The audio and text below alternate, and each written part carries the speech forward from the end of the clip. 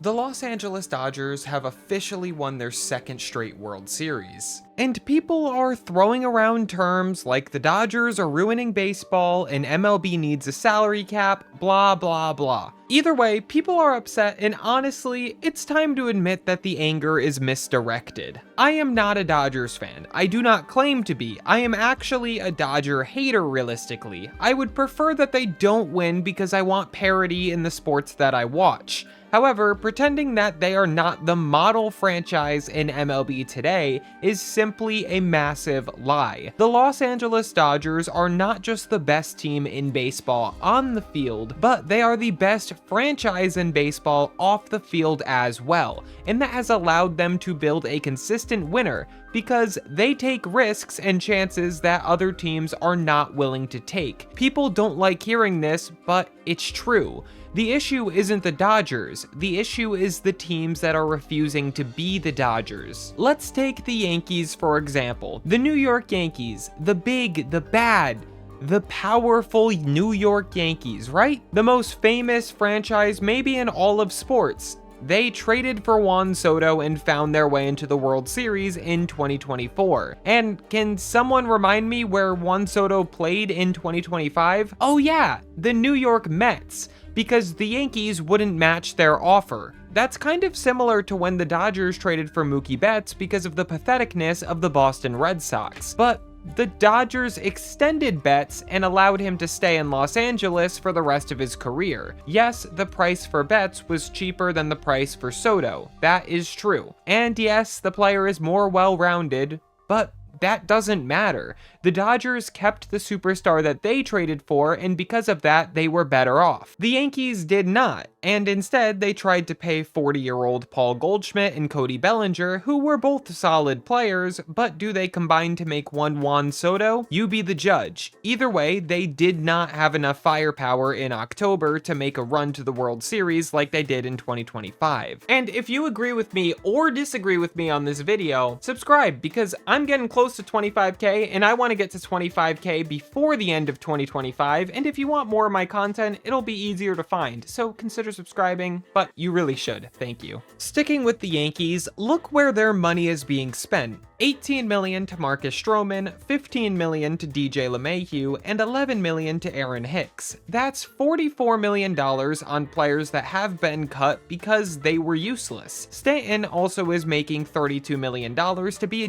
DH that can't run the bases and didn't hit well in October this year. What about the Dodgers? $17 million for Chris Taylor, who was cut, and $17 million for Michael Conforto, who was awful this season. That's not great, but look where the rest of the money is being spent. Glasnow, Snell, Ohtani, Betts, Freeman, Yamamoto. That's the top 6 players on their payroll. Next year, their payroll will be dropping by around $100 million, down from $350 million in 2025. Okay, $350 million is a ridiculous amount, right? Sure, but what did the Yankees owner say last year? He said that a $300 million payroll is unsustainable. Well, that's weird because it's sustainable for the Dodgers, and according to Forbes, the Yankees made just $24 million less in revenue than the Dodgers did in 2024. These numbers might not be perfect, but it's weird that the Dodgers can handle $350 million while the Yankees can't handle $300 million.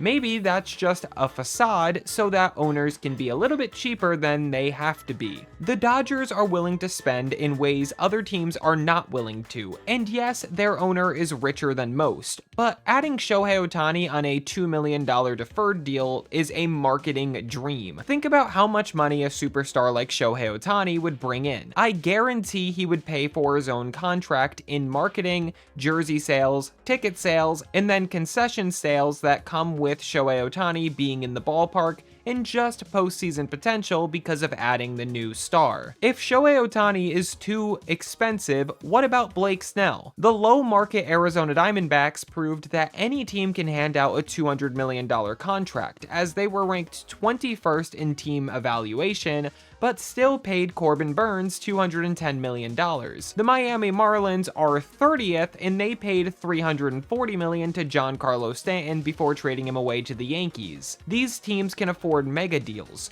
but they choose not to because they'd rather mooch off revenue sharing, which basically allows teams that don't have enough ticket sales to make a little bit of a profit every year because they take money away from the Yankees and the Dodgers because they are more successful franchises because they try. So let's get back to Blake Snell. He got a 5-year, $182 million deal last offseason. That's a massive deal, and not every team can necessarily pay that all the time. But what deal did he get in the 2024 offseason coming off a Cy Young? That's right, he got a 2-year, $62 million deal with the Giants with an opt-out after year 1. So he really got a 1-year, $31 million deal. No team was willing to sign the reigning Cy Young winner for 5 or 6 years, let alone 3 or 4. That's embarrassing. But the Dodgers saw talent, took a risk on talent, and now he's having one of the best postseasons in MLB history with his dominance. Truly shocking that paying the 2-time Cy Young winner would be beneficial for whichever franchise pulled the trigger on the talent. Just like Mookie, how can you blame the Dodgers for being the only team that was smart enough to make a play for a guy like Blake Snell? What about Yamamoto? They were willing to make him the highest paid pitcher in MLB history before throwing a pitch in MLB, and look how that has worked. Freddie Freeman, they were willing to go over every other offer for a future first ballot Hall of Famer. And of course, Shohei Ohtani. They were willing to pay whatever it took for Ohtani, and Ohtani said that he offered the Angels the exact same deal he offered the Dodgers, and the Angels didn't accept it while the Dodgers did. How can you hold the Dodgers at fault that the Angels didn't sign the best player in MLB when he was right in their hands? This isn't rocket science. It's just an embarrassment that other owners continue to allow it to happen. You know what's going to happen next offseason? The Dodgers have already been rumored to make a run at Kyle Tucker next year. And how is this even possible?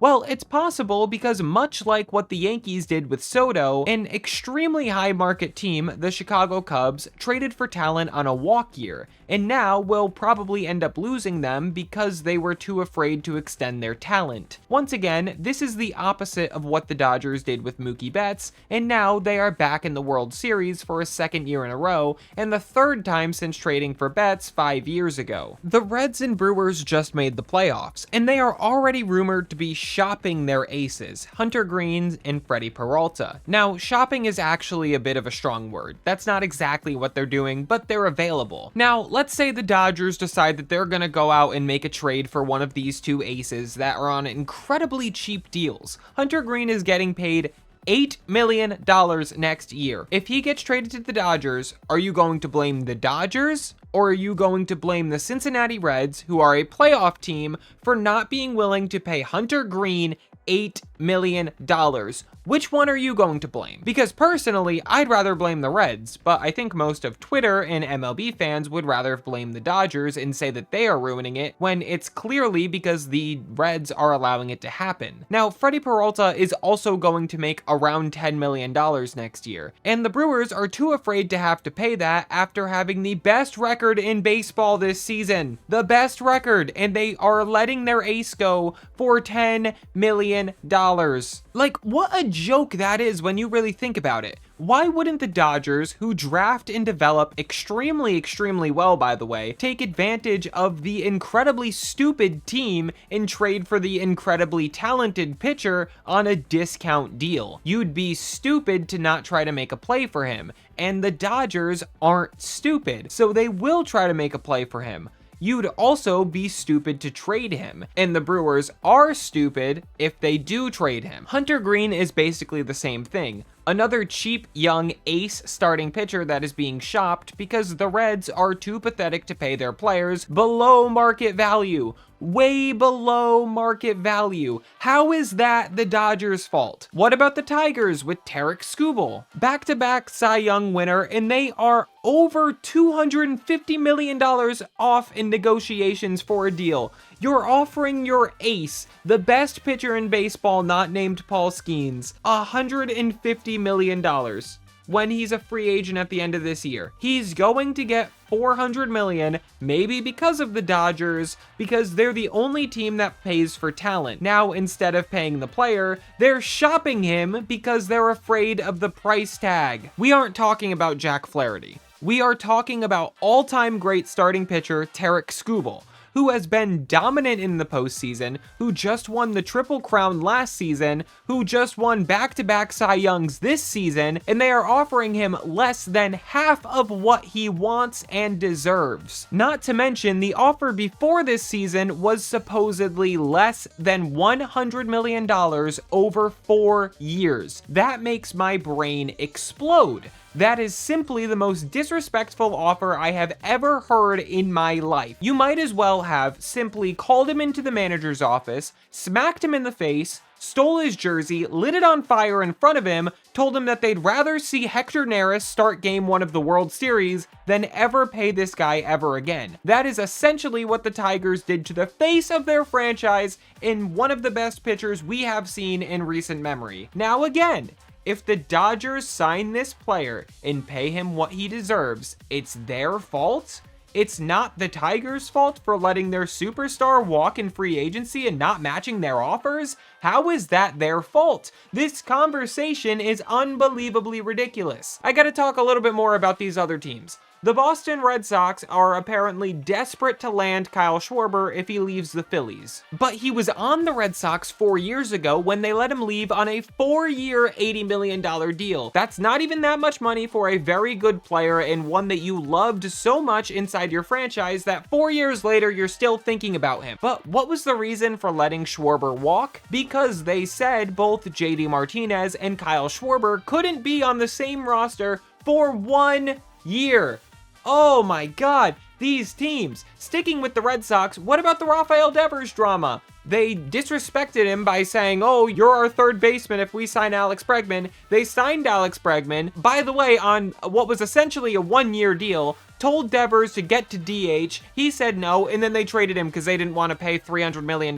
I get that that's a little different, but like, if you had just been a good ownership team, that wouldn't have happened. What about the new issue that's going on with Bryce Harper and the Phillies? Dave Dombrowski said, I don't know if Bryce Harper is ever going to be elite again. Could you imagine anyone in the Dodgers organization saying something that stupid? Because I couldn't, because they are a model franchise. The Dodgers are not going to say, you know what, Shohei Ohtani? I don't really know if you're going to be an elite pitcher ever again because you just went through Tommy John surgery. Or they're not going to go up to Mookie Betts and say, hey, you didn't have your best career season this year when you were sick at the beginning of the year, got injured, and then had to learn a new position that you've never really played before. You didn't really have your career year. Are you ever going to be a good player ever again? No, obviously they're not going to say that because they're not stupid. The Phillies are stupid with what they did with Bryce Harper. Aroldis Chapman just said he would rather die than play for the Yankees again. If he was traded to the Yankees, he would pack his bags and retire on the spot because of how they disrespected him when he was on the team. That is their closer of what, 10 years? And that's what he's saying about the franchise after leaving it?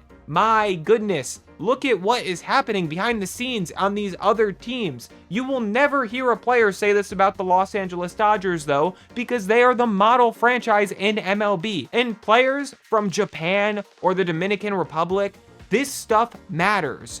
Culture is different in other countries. It is built off of respect. In countries like the Dominican Republic, and especially Japan, respect is everything. America, it's not quite like that, but in Japan, respect is everything. So when you have Shohei Ohtani and he's treated well, yes, Yoshinobu Yamamoto is going to want to sign with the Dodgers more likely because Shohei Ohtani is explaining the respect factor, he's explaining how they've been treated, and yes, that is a huge deal. But guess what? Every team could have been like that if they respected their players the way that the Dodgers do. Think about the Pirates. If Roki Sasaki was given the same offer by the Pittsburgh Pirates, I'm sure he wouldn't go there because the Pirates don't respect their players. When Rowdy Tellez was 4 plate appearances off of a $250,000 bonus, DFA. This is what the Pirates do. They will cut players instead of giving them a little bonus that they put into their contract negotiations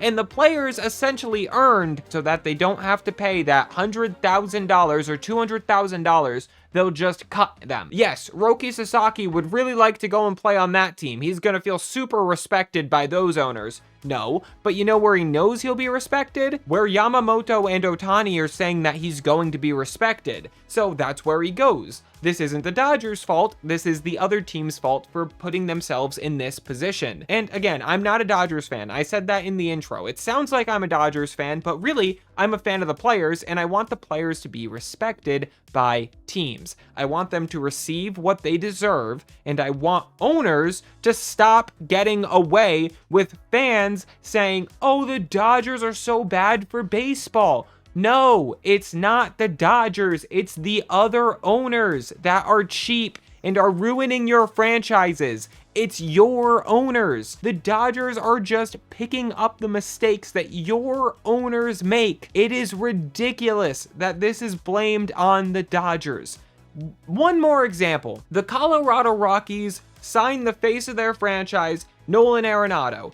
And then they gave the Cardinals $50 million to take him away because they didn't want to pay the rest of it. And now the Rockies are the worst team in baseball and have been for a while. This is what other owners do. The Dodgers are not going to do this. They have made their fair share of mistakes, like trading away Yordan Alvarez, whatever that trade was. That was a mistake. But has it sunk them? No, it has not. They are at the best spot that their franchise has ever been. And yes, do they have more money than low market teams? Yes. Can other teams do more to compete with the Dodgers and choose not to? Yes. Stop blaming the Dodgers. It's not the Dodgers' fault. It is the fault of the 29 other owners that continue to let this happen. The Dodgers are what every franchise wants their team to be like. Every team can do it, only the Dodgers do. Thank you for watching. I'm done.